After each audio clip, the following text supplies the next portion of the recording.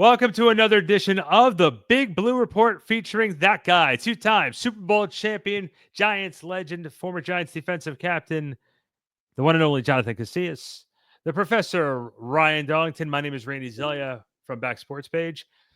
Seeing the best I can without my glasses, and as we rock and roll right now, they are destroyed in the bottom of the garbage can right now. But it's okay. We'll do the best we can. I'm seeing okay. I'm seeing some happy faces now that we are on our way to Giants training camp. Camp starts July 22nd. 11 dates. Come on down to Quest Diagnostic Center. Watch the boys practice. Get ready for the 2025 season. Guys, we're on our way. We just got done with mandatory minicamp. I got to see JC over there making those shades look good inside the field house. Gotta love it, baby. His future's so bright, he has to wear shades. That's what I always like to say. This part of the show is brought to you by NFLshop.com. Get your 2025 New York Giants gear now. Support the same sideline gear that Brian Dable and the rest of the players support right now by going to NFLshop.com. Click on the link in the description below and get your gear and support this show. All right, boys. So now, like I said, we are on our way to training camp, which again opens up July 22nd. It's hard to believe it's here already. Now it's like we just had the draft. We just had free agency. JC, before we really get going, I got to get your take of what you saw at mandatory minicamp. What was your impressions while being there? Randy, not too much, man. For me, it was a meet and greet. One of those. What's up, guys? How you doing? Introduce myself to some guys, saying what's up to some media guys. Not too much that I saw. I'll tell you what, though, there was an interesting part where Russell Wilson was standing with Jalen Hyatt for I think it was the whole special teams period, so about 8-9 minutes, and he was just standing with him, talking up to him. I think Jalen, he had an injury or something, and he didn't participate in that day of mini camp. So he probably was frustrated, probably down, and you're seeing the leadership of Russell Wilson right away. And I know he's been doing that since he's been in the building, but he's a guy that's undoubtedly a great leader in the NFL. Did a great job with Seattle and all of those contending years that they had when he was there. And then also Denver, Denver, he was there for 2 years, in Pittsburgh, giving him an opportunity in the postseason berth. He's a guy that can play good football, and let's say he does stink it up this year, right? His leadership is invaluable. I think his experience at that position is invaluable. And I think, with him, Jameis, even young Tommy has great experience too for being such a young, low on the totem pole, undrafted free agent. So I love the quarterback room. I like that. I like the leadership aspect. I like the camaraderie aspect that I saw in mini camp. Wasn't really paying attention too much. Kind of looked at some individual work, but it's not the hard point to really gauge. Yeah. Right. It's hard to really gauge football players during OTA. So yep. Like I said, it was like a meet and greet for me, Ryan.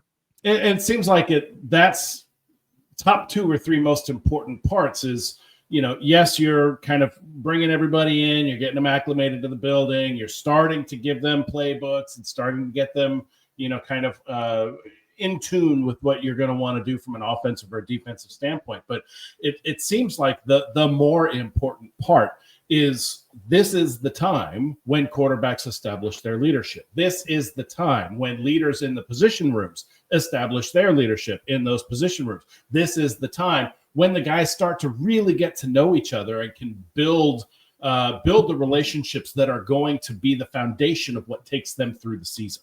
Right. So, I feel like everybody said it. Anytime, if you listen to, any of the beat writers or anything like that, it's a passing camp. Nobody's in pads. They're not doing not doing 2 a days. It's not really, it's not a physical kind of thing. It's quarterbacks getting to know receivers, telling receivers where they want them to be, what they want to do. I am very encouraged by the fact that, Russell is somebody that can take the reins, somebody that the players can trust to have the reins, right? And has the ability to say, listen, we're going to start this now. when, we're running this kind of a route and we see this kind of a defense, I want you to be here and I'll put the ball where it needs to be. Somebody that can map it out like that, especially for the young guys, can really be very valuable. And to your point about Tommy D, he does bring serious value, especially at this time of the year, because he is literally the only one in that quarterback room that's actually been in the system. And he's been in the system. This will be his third year, right? Third or fourth year in the system. And so when you're talking about, hey, you want to try and learn from somebody that's been in the role, that's done it, that's actually played at this level in this system, he's the only one that can help you. So I can imagine that he's actually been an invaluable resource, especially early on. And quite frankly, I really hope they can figure out a way to kind of skip that waiver process and get him onto the practice squad. I don't know if it'll be possible, but that's what I'm hoping for. Yeah, and one of the things that I saw too is as we were getting ready for media session last Tuesday, someone made a comment like, "You haven't experienced the Russell Wilson media experience, have you?" And I said, "What's that?" I was like, the fact that you'll ask him a question and you'll be sitting there like, man, this guy's been talking for 2.5 minutes already, just answering one question. And the worst part was he didn't say anything. That's just well, he should fit right in with Dable and Shane, right? Yeah, well, exactly.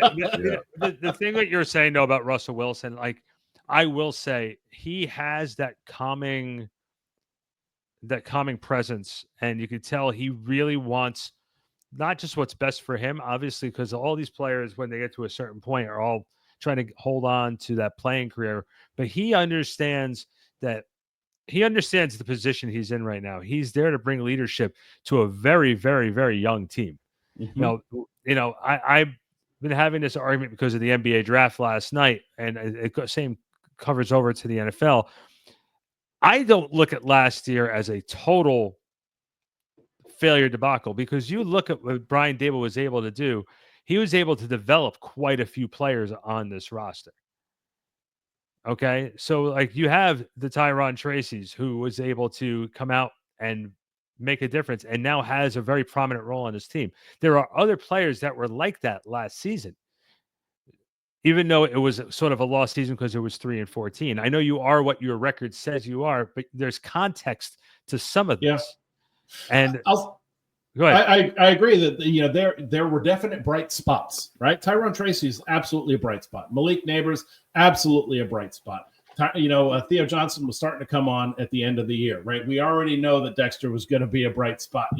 For those first 6 games anyway, the line held together okay, right? I mean, you can definitely tell that there were certain elements of it that if things had gone a little bit differently, the season might have gone a little bit differently. Saying that, I don't want to take anything away from Tracy or from any of the guys that did show out like that last year, because I don't know that it was coaching that put them in the positions that they were in, right? I mean, Tyron Tracy had success because the kid can play, right? Yeah. Malik Neighbors had success because the kid can play, not because they called a particular play or whatever. It's the individual effort that we were talking about last season that we were kind of missing, where you can have great coaching until you're blue in the face, but if the players can't get on the field and actually do what they need to do, you're not going to see it. You're not going to see the benefit. Right, but JC, I'm sorry. One point though, but Tyron Tracy doesn't get that opportunity on the field. It doesn't get there if Devin Singletary doesn't get hurt earlier in the year.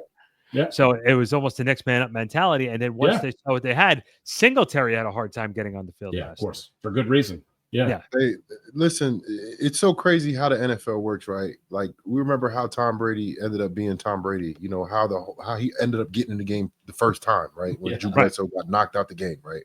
Yeah. Who knew that would be one of the greatest things to ever happen to the New England Patriots, right? It don't really work that way for the Giants. The Giants' unfortunate rash of injuries that they've had the last few years have not been, I guess besides the Tyrone Tracy situation where you didn't lose Devin Singletary for an extended period of time, and it brought in a better, younger, more versatile player in Tyrone Tracy. But the Giants have not been on the lucky side of those injuries, right? No, Quarterback's been going down the last 2-3 years now. Going back from Daniel Jones, Tyrod, like guys been getting knocked out games. We played Jake Fromm, guys. We played Jake Fromm because we had to. Sorry. Bro, you lost, arguably the best offensive player the Giants had in the last 5 years, Andrew Thomas. Now multiple seasons now, right? Dexter Lawrence was lost last year. Like like the Giants have not been lucky, you know, and it is luck when it comes down to this injury stuff. You know, of course, there's injury prevention, there's maintenance. Like, of course, the guys are doing that stuff, but you got to have a little bit of luck on your side too, man. And the Giants really haven't been injury lucky. You know, sometimes you luck up. I mean, I don't know if you guys know, but like my first time ever playing football as on varsity in high school, my first start because I was replacing a guy who broke his arm. And I came in against South River, had 3 sacks. And the coach says, one of my coaches goes, that Casillas kid? Instant upgrade. Instant upgrade. It was like instant upgrade. But an injury ended up being one of the greatest things that ever happened to me. Yeah. You know, like, and that's how I ended up retiring because of injury. So injuries, they play, you know, such a crucial role in the NFL. You know, we're always paying attention to who's up, who's down every week. The Giants have been on the fortunate side of that for a long time. So fingers crossed this year because everything looks good on paper right now, and we could always make sense to get 9-10 wins, right? We could always figure out how to make that happen. Yeah. But once injuries start to happen, you know, seasons, what we've seen from the Giants in the last couple of years, seasons go down a drain. You know, so a little bit of luck needs to be on their side. We need to have, you know, good health from, you know, main contributors. And if somebody goes down, we need to have that next man up mentality like Tracy had, like other guys have had in the past. Because at the end of the day, it's not about, you know, if somebody gets hurt, it's if somebody gets hurt, who's going to step up, right? Who has that next man mentality? Can you play really good NFL football when you're in there, whether you're a starter or not? You know, like at the end of the day, you got to be ready and get number call. A little bit of that has to do with luck. I got my fingers crossed this year because I'm very optimistic. My expectations is very non-existent. There you go. They're low. They're not high, but I'm coming in optimistic. You know, at the end of the day, like, let's be real about this. Yeah. The 2 best teams last year in the NFC came from the NFC East, right? Yep. You got the Washington Commanders and the Philadelphia Eagles. The Eagles, I don't know how they're doing this thing, but they're good every single year. Yeah. They've been good for a while now, you know. And I'm going all the way back to the Donovan McNabb days, like when I actually liked the Eagles and they had Brian Dawkins and stuff like that. For sure. They've been a perennial good team. And now they're in this age with this quarterback that they got now with Hurts, with this receiving core, with this defense, and then with a guy who we're very familiar with Saquon Barkley. They're going to be a tough team to beat. Oh, yeah. But, you know, the Commanders, I feel like the sophomore slump might be a real thing for Jaden Daniels week 1, right? Yeah. The Giants can go ahead and try to get one of those wins early. The Dallas Cowboys, who knows what they're going to be. Mm-hmm. They're always pretty good regular season. Especially last year, they took a step back. Mm-hmm. But forget all those guys. The Giants need to take a step forward. Yes. At the end of the day, that's what we haven't seen. 2022, the playoff year, surprised everybody. Since then, the Giants have taken step backs. However you want to look at it, step back in 2023, a bigger step back in 2024, however you want to look at it. I'm looking for the Giants to take a step forward. You got the leaders, you got the guys on defense to help keep teams limited in scoring. Let's say your offense struggles. It's on the defense. You got the guys to do it. You got the best D tackle in the league. You got experienced linebackers. You got multiple pass rushers, a number 3 overall pick that looks like he could be a generational talent. You brought in experience at defensive back position along with some early draft picks from your regime. Let's make this thing work, guys. Yeah. Let's make this thing work this year. Russell Wilson's on a 1-year deal. He's going to give the Giants everything that he got. And then you got a young guy coming up in the ranks. Let's go. Yeah. Let's go. Like, come it's on. all set up. It's all set up. Like all the pieces are there, right? You got your knife and your fork. You got the plate. Your place is set. Now we just need the steak. You know what I mean? We'll put that steak on there and let's fucking get going on it. I think that's absolutely right. I wish you didn't say that. I didn't have dinner yet. Guys, the other thing too, you know, obviously the other part that goes with it is the schedule. And again, you can't really predict the schedule because all teams have made changes. Obviously, we know that there's certain teams that are always in the mix and always there. And one thing that's different from the last 2 seasons compared to now is for the first time in a long time, I feel like we're going in where we have a contingency plan at the quarterback position. Last year, you know, I mean, you know, like what 2 seasons ago after Daniel signed his deal, for 2023. All of a sudden he went down, and then Tyrod Taylor and Tommy DeVito were left holding the bag, and it was like a rotating door. They were switching off. You didn't know who's starting week for week. Last year, it was, it was what it was. We don't even need to keep going back to that, but we know what it was. Shit show last year. Yeah. There you go, Like, Randy. let me put it this way: they were checking local high schools to see if there was any quarterbacks available. There wasn't anybody available. That's what the situation was. But this is the first year, like, they went in with a plan. I think they were prepared to go through the draft as if they weren't going to get Jackson Dart, and they were able to get him because, look, you signed two solid quarterbacks in Russell Wilson and Jameis Winston. So you know what they are. You know how they're going to be able to contribute with their experience. Now you have Jackson Dart there, someone who can learn from these two great quarterbacks, not only on the field or off the field. So when it is his time, whether it's going to be at the end of this year or next year, Jackson's going to be ready. There's no rush to throw them out here. One of the biggest issues I've seen in the NFL through the last few years is just throwing the rookie quarterbacks out there sometimes when they're not ready, and it's a recipe for disaster. I think the Giants Randy, nobody's truly ever ready right. to really run a team when you go from NCAA to the NFL, but your point that you're making, he'll be a lot more prepared than the Cam Ward, right? Cam Ward's he's going to be thrusted into the starting lineup week 1, and the pressure is all on that player, right. The point that you're making is a great point, though, Randy. Like, there's really no way to prepare you for a start like in the NFL at MetLife Stadium, wherever at the Commander Stadium, like where it doesn't matter. There's no way to truly prepare. But if you can sit and watch true professionals, a Super Bowl winning quarterback, right? You can watch how this thing works on a week-to-week basis with no pressure whatsoever. Yeah. Like, that is so huge. Like, I was an undrafted guy. Like, there was always pressure on me. Like, there was no pressure like from outside sources, but there was pressure on me because nobody expected me to make the team. Right. I was never safe. Yep. Like, he's safe. He's a draft pick that doesn't have to play his rookie year.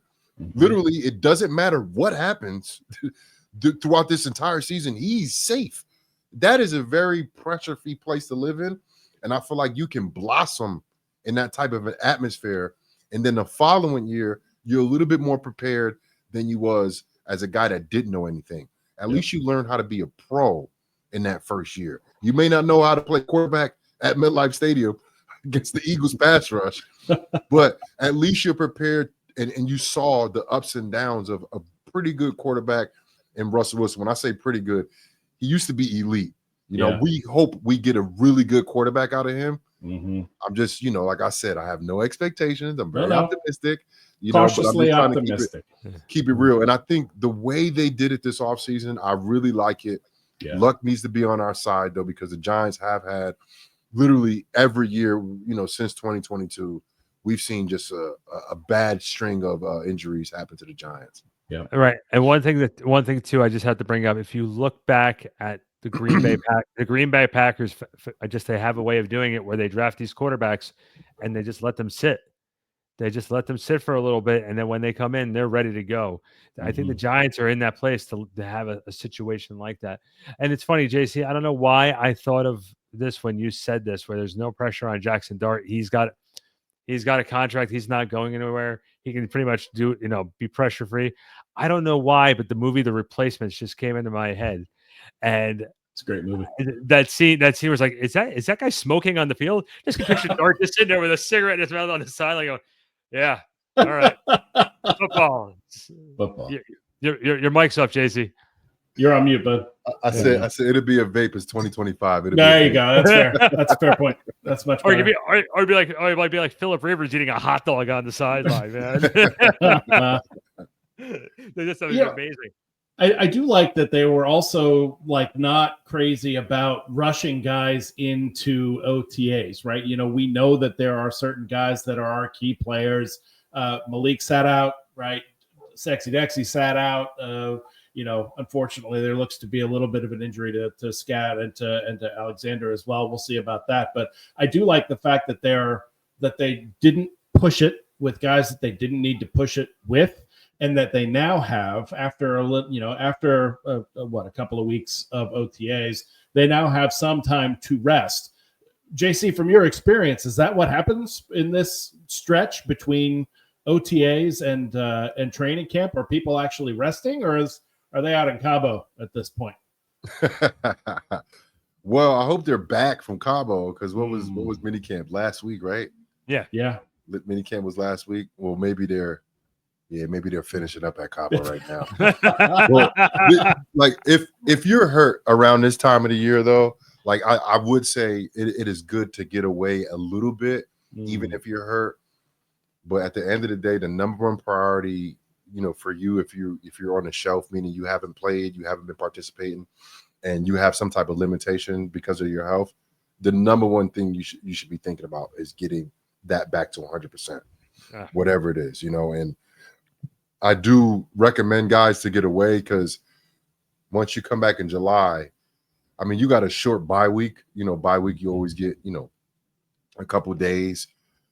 But this is the time to get away from ball a little bit. Just get away from ball a little bit. If you're healthy, go ahead and take that trip to Cabo, wherever you need to go see your family, go hang out with your loved ones. Some of these guys live on the other side of the country. Some of these guys are from California. Go out to California, you know what I mean? Go out to be with your family. Because once you're locked in, it's a monotonous routine. It's not too much time for you to go visit anywhere, let alone go on vacation. And you're going to be locked in. So I would definitely say get away for guys. If you're injured, though, maybe you don't take that Cabo trip this year. Maybe you push it off. It has to be a high priority for you, and then once you get back, like for me, I was always training for failure, like training camp, right? And this was back in the days of two-a-days, right? When I used to play, which is so crazy saying that out loud. It sounds so old, but it's true. Though. Yeah. Our first year was 08. That was 09. Wow. That was what, 16 years ago? Oh my gosh, guys. So back then, I was training out in Arizona, and my first training camp in New Orleans was like it was a shocker. Like it was such a big shock to my system. Like I felt like I was dying some of those days. Yeah. Like I felt like another period, like I would have never made it, So once I experienced that, I would push myself to like failure when level. I was training. Yeah, because there's no way to replicate full pads, 2-3 hours. Back then it was 3 hours of practice, 2.5 hours of practice with a guy that's almost twice your size that you're going against 20% of the time. And then the other 80% of the time, you're chasing guys that are more athletic than you. Like there's no way to replicate those type of things in training. So for me, I would always try to push myself to the brink, try to get the most out of it. It wasn't really about strength training. You got to be strong and stuff like that. But it was more about staying mobile, staying athletic, staying flexible, staying hydrated, staying in tip-top shape, and then when you come in, I tell all my young boys I be training, I said, do not show up to training camp out of shape. Like that is the number one thing. Do not show up to training camp out of shape, because then you're going to have to figure out a way to get into shape. Now you're taking those brain cells and directing them somewhere else when they should be absorbing this playbook, right? And then also figuring out where your teammates are at all times, right? Because some people do certain things certain ways, right? The only way you experience that is when you're lucid, when you're fluid in the game or during a play, and you have a full understanding of everything going on, and you're not thinking about, oh my God, how many periods I got left? Oh my God, do we get a water break? That mental thought process, that's the way these veterans, they come in, they already have an edge because they already knew what it took. Some of these guys coming in, they might show up out of shape. Now they're just trying to figure out how to survive practice instead of figuring out how could I, cheat this rep and get a freaking interception. You know what I mean? Like there are things that you should be, already done with. Like conditioning should be done already. And you're just trying to figure out how to survive with a helmet on going against 300-pound guys. But like that'd be my number one thing for anybody. Go ahead and get yourself away from football for a little bit. And then just go ahead and just hit training as hard as you possibly can, because what you don't want to worry about is getting into shape. Yeah. Of course, you get into football shape, but you need to be in some type of like really good shape. That conditioning test, whatever they got, you should be able to nail that because you've been working hard. And then when the football stuff starts, you're not thinking about getting through practice. You're thinking about making plays. You're thinking about, a play or two that's coming up. Like you're really thinking football, and you're not thinking about, I got to get into shape. And so that is huge because I've seen a lot of guys, Ryan, my fault. Yeah, no, go ahead. A lot of guys, Ryan, that show up, and I'm looking at them like, bro, you're just out here trying to survive the day. And that is not a great approach. That's not where you want to be. Yeah. Right. Nope. So you're talking 3 or 4 weeks before even training camp starts, where guys are starting to really lock in, getting their training going, memorizing the playbook, really getting, kind of diving into it. Right. So really that 5-week break, it's really about a 1-week break. Right. Yeah. and then, for sure. And then you're kind of dialed in. You're doing your training. You're learning your playbook. I imagine they're kind of getting together as a group. Right. Did you ever do that when you were kind of leading up to training camp? Did you spend time with the guys during that point as well? Sometimes it's not that big. Yeah. Because most guys are out of town. Most guys, like there's only, I'm from Jersey, so my out of town I'm 20 minutes away. Like, I'm not going nowhere. Didn't even count. But most guys are out of town and they won't come back. They won't come back. And the earliest the out of town guys will come back is a week out. Okay. But you got 3 or 4 days leading up. But for me, like it wasn't about being with my teammates. It wasn't because I'm gonna be with them for getting your mind I'm gonna right. be with them for the next 10 months, 11 months straight. Yeah. And you only get a week off here and there, or time off here and there. But like I said, around that time, be around your family. Be around the people that you do this for. Yeah. Spend that time with your kids. Everybody's on summer break right now, so nobody's doing drop-offs and pickups, but go hang out with your kids. You know what I mean? Go take them to a water park. Go have fun with the family. Go be around the people that you truly care about and come back reinvigorated. Yeah. Come back ready to go. Come back with purpose again, right?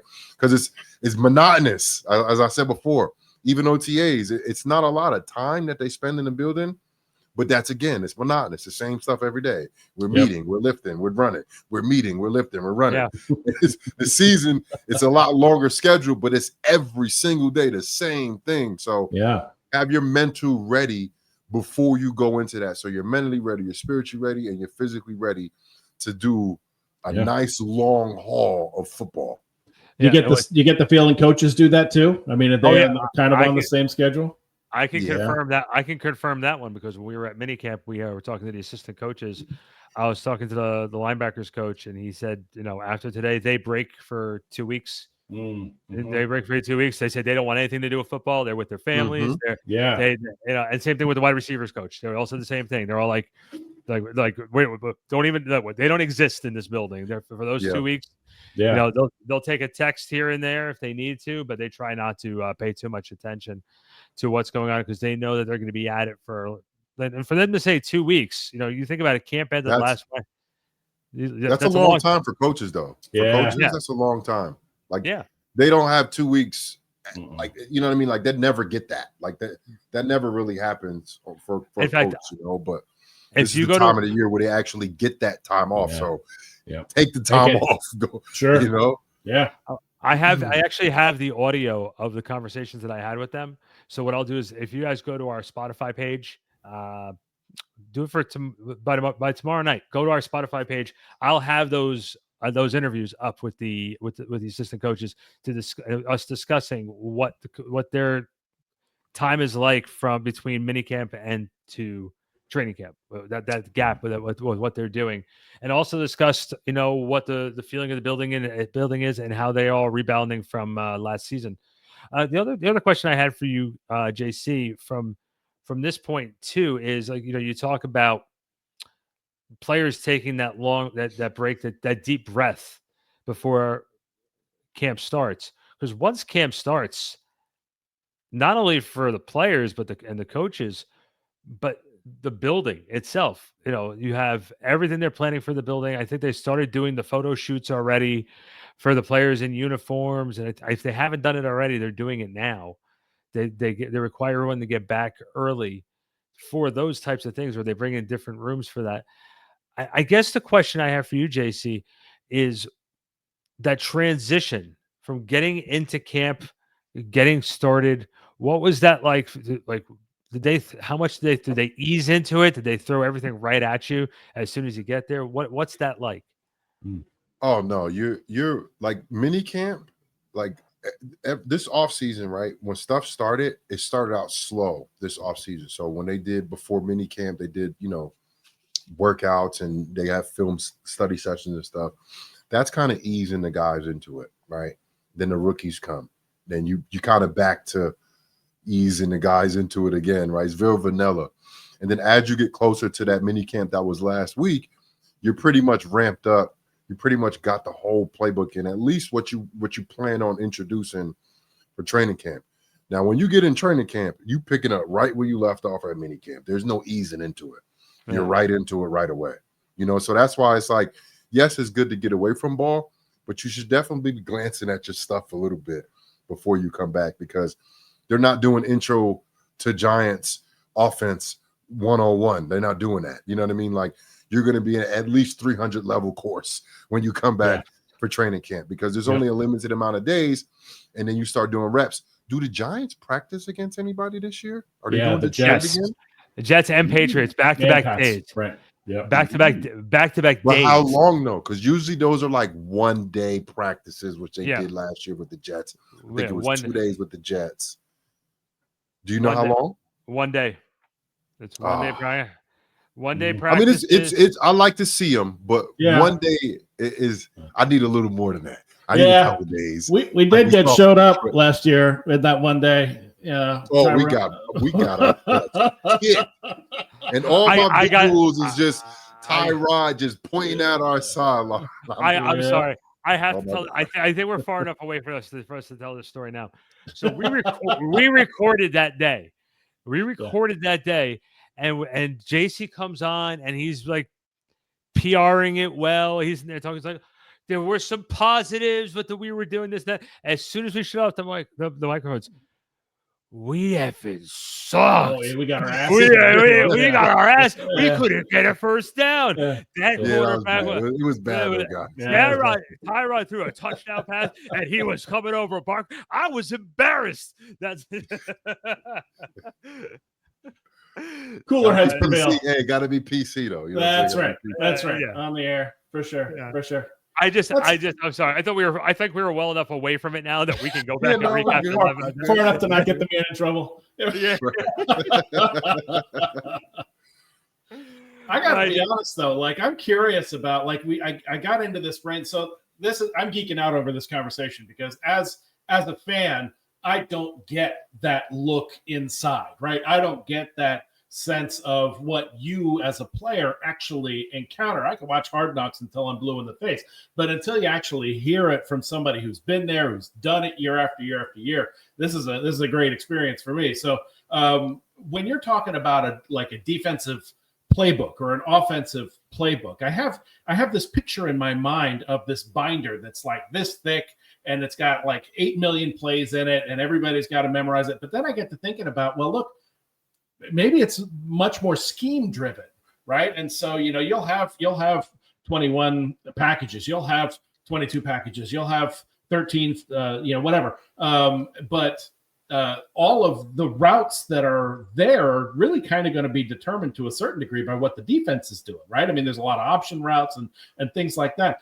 To what degree does an offensive playbook still have that big, 3-ring binder feel to it?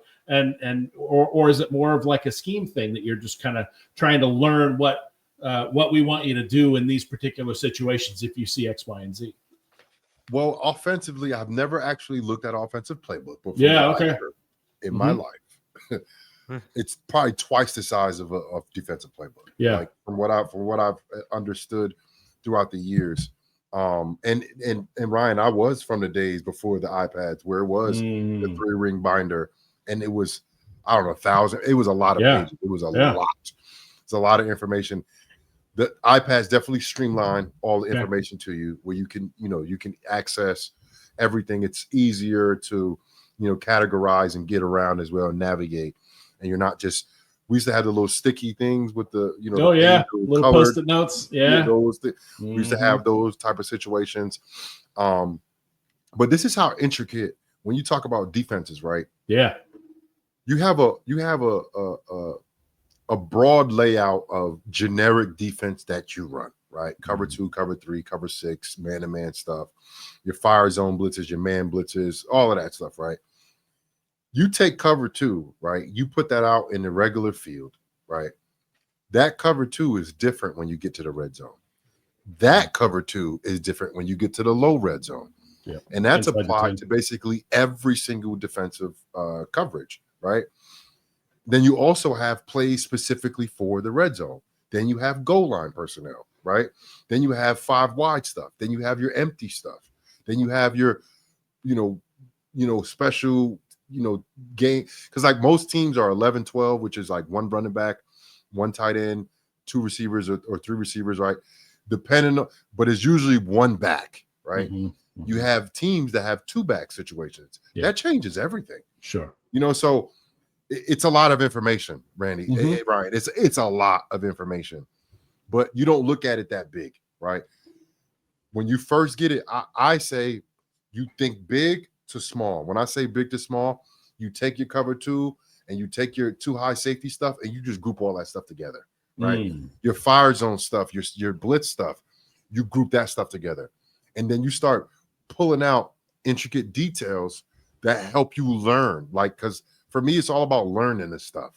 You're not really doing anything you've never done before, but it's about applying what you've learned to this defense, right?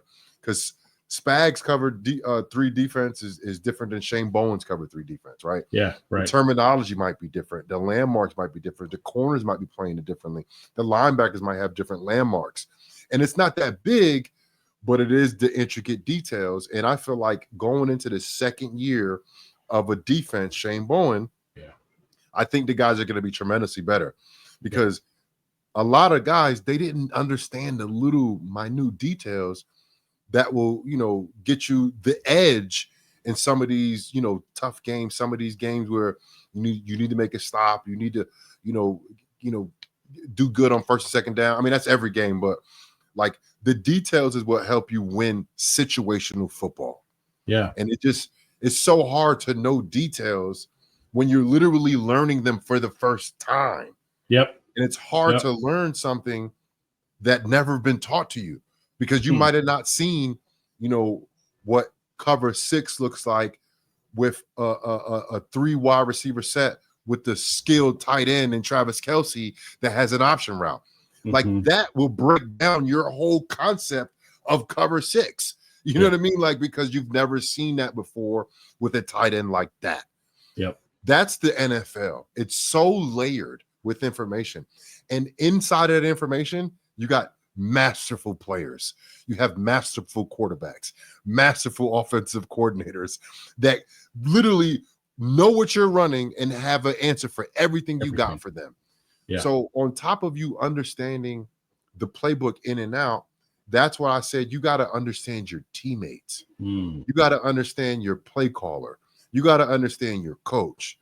Yeah. Because in certain situations that come up, that communication that comes in, or that, hey, alert this that comes in, that could make or break the whole entire game. Because the game only come down to about 3 or 4 plays. Yeah. Yeah. Big plays.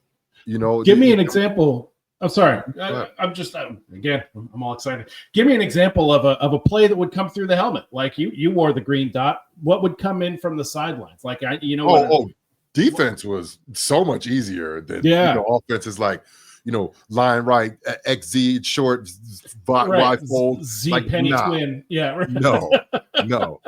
This is a simple defensive call. Okay. Cover 3 stack. Over 3 stack. Excuse me. Over 3 stack. Yeah. Like over front, covers 3, maybe with a stack alignment. Okay. We had the defense single word tarantula, storm. Like those are saw. Those are over saw. That's a whole play call. Yeah. And everybody knows what they're doing. And it's just the after that, it's just reaction to what you see it on the field, what everybody's doing on the offense. Like when you say over, that's the front. And then the second word is usually the coverage, right? Saw, Sam and Will blitz. That's kind of universal. Everybody runs a saw blitz where the Sam and Will's blitzing, and it depends what you got on the back. It's usually a man situation on the back. Everybody just man up. Defense, the calls are very simple. Yeah. But it's the details inside of those calls that will have you win and lose every down. Will they alert you from the sideline, or do you have to call that out yourself as kind of the leader of the defense? Well, they give you a call, right? And then you always have the ability to check. Well, let me take it back. You can check. You don't always have the ability because that's not how it flies on every team, right? Right. But most middle linebackers, especially guys with experience, that have a lot of chemistry with their defensive coordinator, they usually have an ability to check out. If you get in a situation where you might be preparing to face a run, the quarterback might check out of the run into a pass. Yeah. You might want to get into cover two. You know what I mean? Like, so like the best guy I've ever seen do that was Jonathan Vilma. If you go back, right? If you go back and watch the Super Bowl 2009, Saints versus the Colts, you got Peyton Manning. Everybody understands. Omaha, right? The checks. I think Vilma checked cover two like 25 times. Oh my God. Yeah. Wow. And it wasn't always cover two. It might have been something else, or it might have been cover two, and we might have checked to something else as well. Yeah. But that is, you talking about an ultimate level of understanding, right? And mind you, he's one player. Everybody else got to knows exactly what he's checking into. So I don't want to overcomplicate defense or overcomplicate football, but it is a lot of mental aspects that some, like the young kids, they don't truly understand. Yeah. A lot of these kids, they're like talented wide receivers, and they got these highlight where they catching stuff, and it's just like, and then they get to college, and maybe you see it or not, and they get to the league, and you don't hear from them no more. Yeah. You can't just rely on physical ability and the ability to make plays. Yeah. You have to. It's a big mental game. There are super nerds that play football. The best players in the NFL, they're smart guys. Yeah, for sure. Especially from the linebacker, not a dumb man's game. The quarterback, the offensive line position, those positions where there's a lot of talking involved and communication involved. Those dudes are super smart. They're super smart. They're super prepared. They're super confident, and they have the ability to go ahead and go with their gut feeling and make that check, or go against that gut feeling and don't make the check. That's a huge aspect of football, the mental part of it, that I know a lot of young players don't truly understand. And I don't think I understood it until like my second, third, fourth year in the league. Seems like there's an instinctual part that you develop over time. Yeah. Oh yeah. I mean, and that the more you see something, the more instinctual you are. Like when I got to New York, anytime I seen a stretch play, it was a TFL for me. Like I'm hitting that in the backfield. I don't seen it so many times, unless it's Trent Williams who's going to hold me. He's a dirty bastard. I'm going to beat that tackle. Like I'm going to beat him. You know what I mean? Like you see things enough, and then you watch film enough, and then it becomes instinctual, and you're not thinking about the play. And the reason why I'm saying that, Ryan, is a great question, because when you learning something for the first time, and I'm thinking defensively for the guys last year, Shane Bowen, you might not be able to worry about the offense as fast, right? You get the call in, you're trying to process the call. All right, what am I thinking of the safety? Like you're thinking of that instead of thinking like, all right, I got the call. I know what I'm awaiting from the safety. Now I'm looking at splits. Why is that receiver? He's a little closer than I thought. Alert. You know what I mean? Like you can start looking in front of you instead of thinking and trying to process information. That's a real thing. Sure. Like I played for Spags 4 years. I've told you this before, guys. In New Orleans, my 1 year I had them, we weren't good. My first year in New York, we weren't good. Second year, we were the best team. We were the second best defense in the league. Yeah. It takes a while for the defense to come through, for the communication to come through, and for there to be chemistry, not just with the players, but with the players and all the calls that they have. Because certain people do certain things different ways. Yeah. When I got Snacks, Damon Harrison, when I got him, it took me a while to learn how to play with him. He was a dominant player, but he did things differently. Like he wouldn't stay in his A gap. he would go to the other A gap or to the B gap because he was so big that he would take up multiple gaps. And if you're a guy that's used to hitting your gap, what do you do if your gap's not there? Or so you gotta. So I'm saying that because you got a guy in Dexter Lawrence. If you're playing behind him, it may not be as easy as you think because your gap may no longer exist because Dexter big ass is in your gap, and you better go to another gap. You're not coming here. What are you gonna do? Run over Dexter Lawrence? Right. So it's so interesting. I'm glad you asked those questions because when you get out there, all X's and O's is one thing.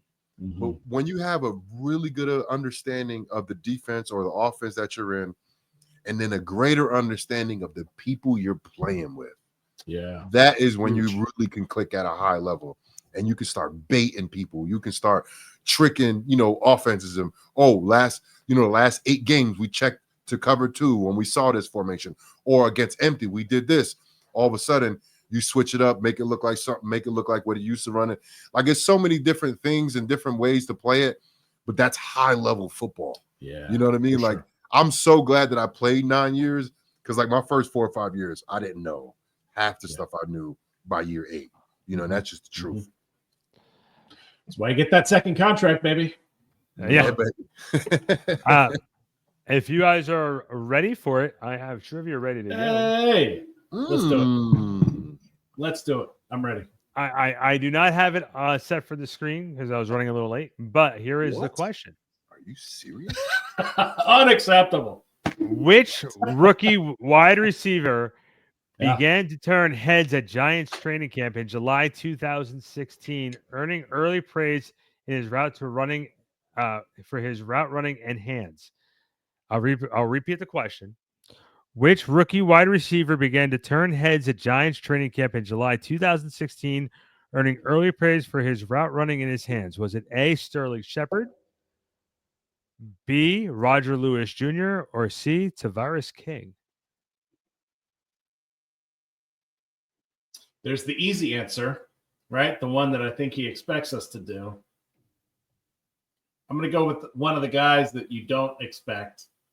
I'm going to say Tavares King. JC. If I'm not mistaken,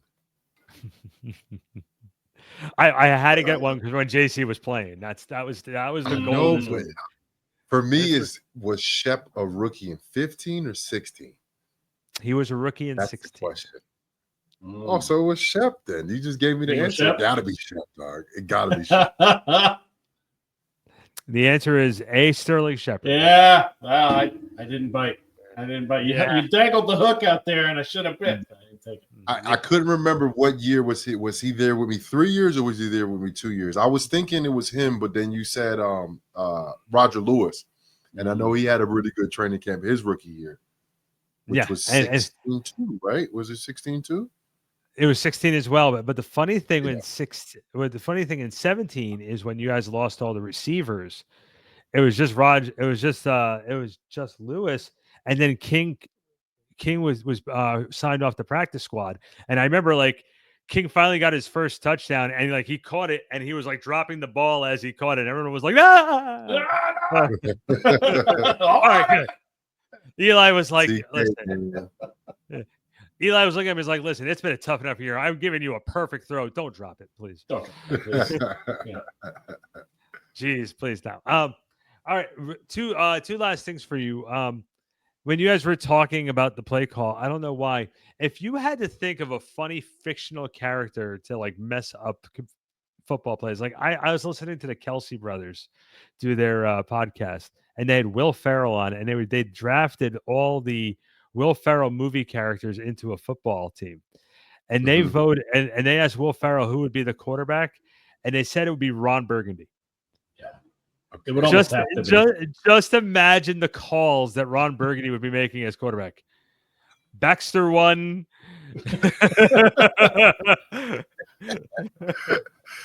Check. You know I don't speak Spanish. All right, we're gonna go Sex Panther left. Hey, listen. 60% of the time it works every time. All the time. Yeah, exactly. Actually, milk was a bad idea. All right. Milk was a bad idea. Guys, this was the Big Blue Report from backsportspage.com. That's Jonathan Casillas, the two-time Super Bowl champion, defensive captain, Professor Ryan Darlington. We are we're looking forward to getting you ready for more training camp. We have a couple more shows before camp starts. And then we're going to be there. We're going to be rocking and rolling. We have some couple surprises getting ready for camp. The next show is going to be a lot of fun too. Don't want to spoil anything because I want it to be 100% sure, ready to go. So for Jonathan Casillas, Ryan Darlington, I'm Randy Zellea. We will see you next time on the Big Blue Report. See you then. Peace out.